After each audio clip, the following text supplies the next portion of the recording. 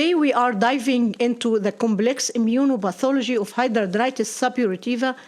We will specifically look at how the innate immune system acts as the primary instigator and how epigenetic modifications lock the skin into a state of chronic inflammation. Hidradenitis suppurativa is far more than skin infection.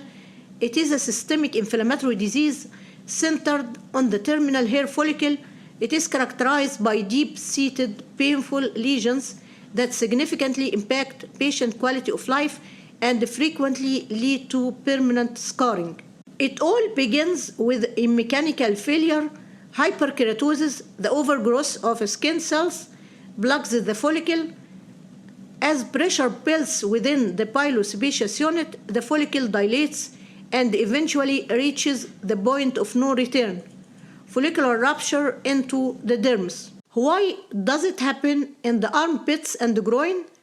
These intertriginous areas provide a perfect storm of friction, moisture, and a specific microbiome. This mechanical stress is the initial environmental trigger for the immune cascade. When the follicle ruptures, it releases keratin, sebum, and commensal bacteria. The body sees these as danger-associated molecular patterns.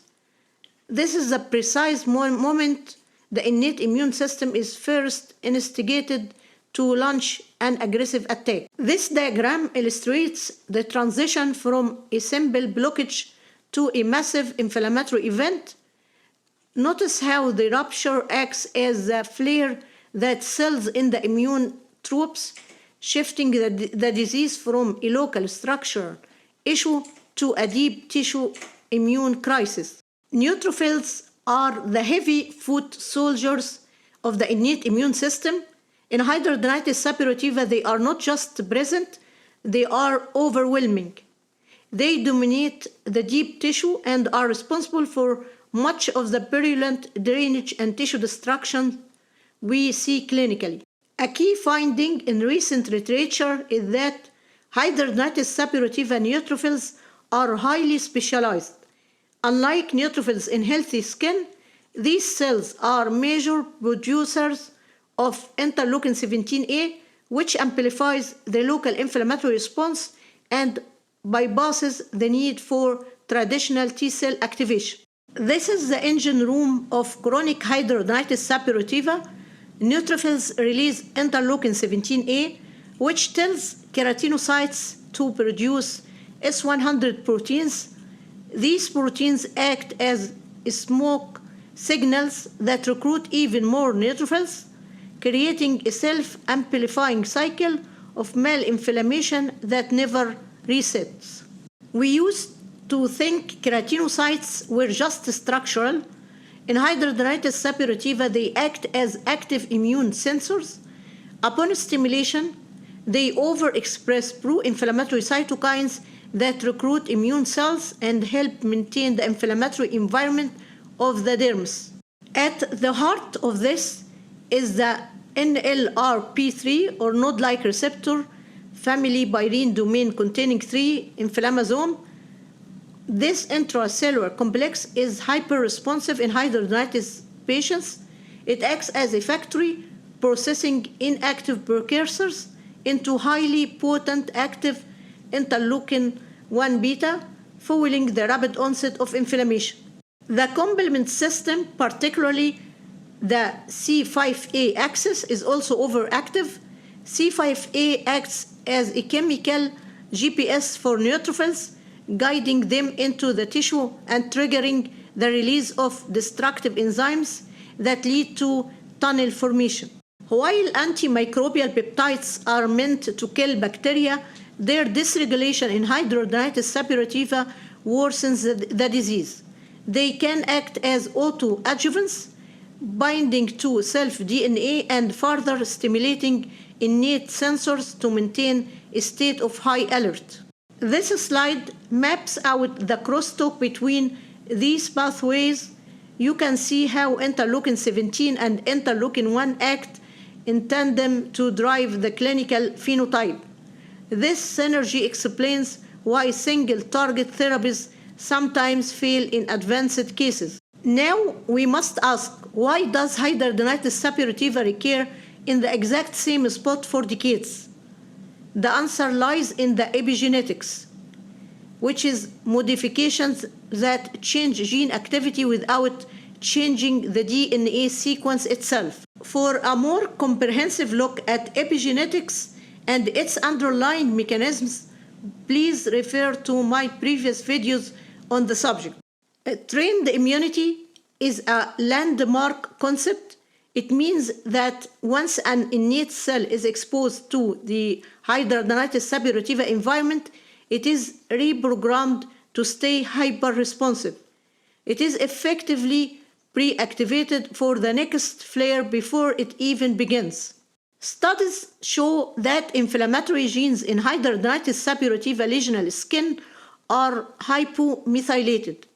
Essentially, the off switch for these genes has been removed, allowing them to produce inflammatory cytokines indefinitely.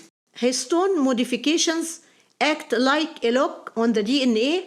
In hidradenitis suppurativa, the chromatin around tumor necrosis factor and interleukin-1 genes is kept in an open position, making it incredibly easy for the cell to trigger a massive inflammatory response. Specific microRNAs like microRNA 155 are dysregulated. These molecules are supposed to act as the brakes of the immune system to resolve inflammation. In hidradenitis suppurativa, the brakes have effectively failed. Epigenetic memory of stem cells is perhaps the most critical slide. Epidermal stem cells retain an epigenetic memory of past inflammation. This creates a positional memory where the skin remembers to flare in the same location even after clinical healing. In chronic hidradenitis suppurativa, the tissue architecture actually changes. We see the formation of tertiary lymphoid organs.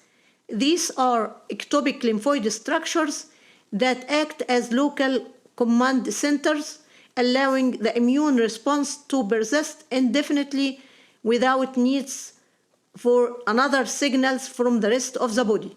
These tertiary lymphoid organs facilitate local B-cell class switching and the production of autoantibodies or inflammatory factors right at the same site of the tunnel.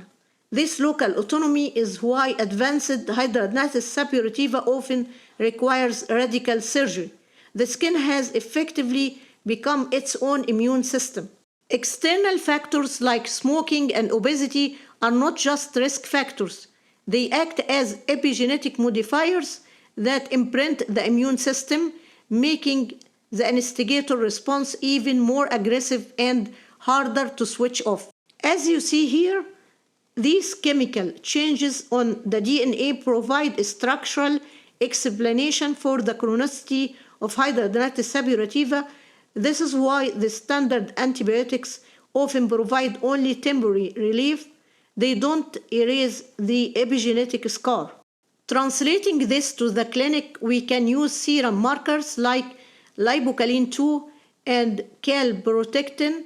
These track the neutrophil load and can tell us how severe the internal inflammation is before it becomes visible. Under the microscope, we see a transition from early follicular blockage to massive dermal abscesses.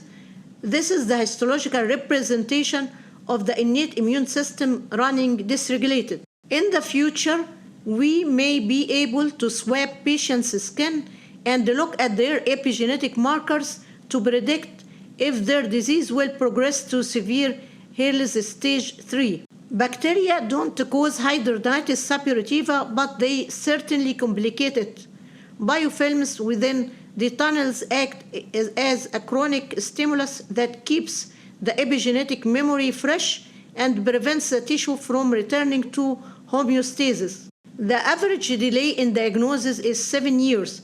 During those years, the epigenetic imprinting becomes deeper and more permanent, making the disease much harder to treat with conventional methods later on.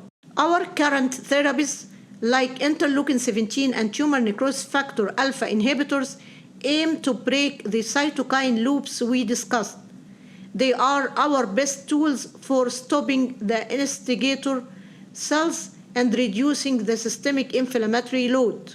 The future lies in blocking the C5a complement axis and using JAK inhibitors to shut down multiple innate cytokine signals at once. We want to silence the innate alarm system before it causes permanent damage. The future outlook of hidradenitis suppurativa treatment is epigenetic resetting. If we can find drugs to erase the inflammatory memory of the skin cells, we may be able to cure the disease rather than just manage the symptoms. I hope that you enjoyed this video, and thank you.